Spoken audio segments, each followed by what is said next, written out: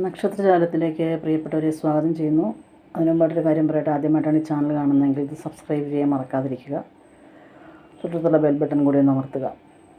നമുക്കിന്ന് നക്ഷത്രജാലത്തിലൂടെ പൂരം നക്ഷത്രത്തിന് ഈ July August മാസത്തിൽ എന്താണ് സംഭവിക്കുന്നത്, പൂരം നക്ഷത്രത്തിന് ഉണ്ടാകുന്ന അനുഭവങ്ങൾ എന്തൊക്കെയാണെന്ന് നോക്കാം. കോടതി കേസുകളിൽ അനുകൂല വിധി പ്രതീക്ഷിക്കാവുന്നതാണ്. കോടതി കേസ് നടക്കുന്നുണ്ടെങ്കിൽ അതിന് അനുകൂല വിധി പ്രതീക്ഷിക്കാവുന്നതാണ്. പെട്ടെന്നുള്ള തീരുമാനങ്ങൾ ദോഷഫലങ്ങൾ ഉളവാക്കും. അപ്പോൾ ആലോചിച്ചും കണ്ടും തീരുമാനങ്ങൾ എടുക്കുക. ജീവിതത്തിലെ നഷ്ടബോധം സദാ അലട്ടിക്കൊണ്ടിരിക്കും. എതിർപ്പുകൾ ധാരാളമുണ്ടെങ്കിലും ഈശ്വരാനുഗ്രഹം കൊണ്ട് ഇതിനെല്ലാം അതിജീവിക്കും. ഭൂമി വാങ്ങുന്നതിനുള്ള യോഗം കാണുന്നുണ്ട്. ഭാഗ്യാധിപനായ സൂര്യൻ കർമ്മരംഗത്ത് വന്ന് നിൽക്കുന്നത് കൊണ്ട് ധനയോഗവും ഐശ്വര്യവും ഉണ്ടാകും. അതായത് ഭാഗ്യാധിപനാണ് സൂര്യൻ കർമ്മരംഗത്ത് വന്ന് നിൽക്കുന്നത് കൊണ്ട് ധനയോഗവും ഐശ്വര്യവും ഉണ്ടാകും.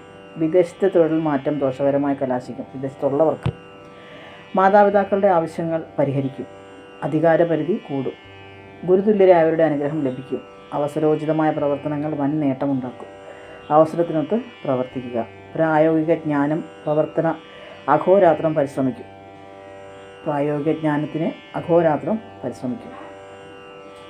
ഭരണ സംവിധാനത്തിലെ അപാകതകൾ പരിഹരിക്കാൻ പ്രയത്നിക്കും. ജീവിത യാഥാർത്ഥ്യങ്ങളെ മനസ്സിലാക്കുന്നതിൽ കുടുംബത്തിൽ സമാധാനമുണ്ടാകും.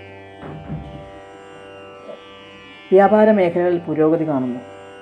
സ്വഭവനം മാറി താമസിക്കുവാനിടയുണ്ട്. ലക്ഷ്യബോധത്തോടെ കാര്യങ്ങൾ മുന്നോട്ട് പോകുമെങ്കിലും വിജയത്തിലെത്താൻ കഴിയാതെ വരുന്നു.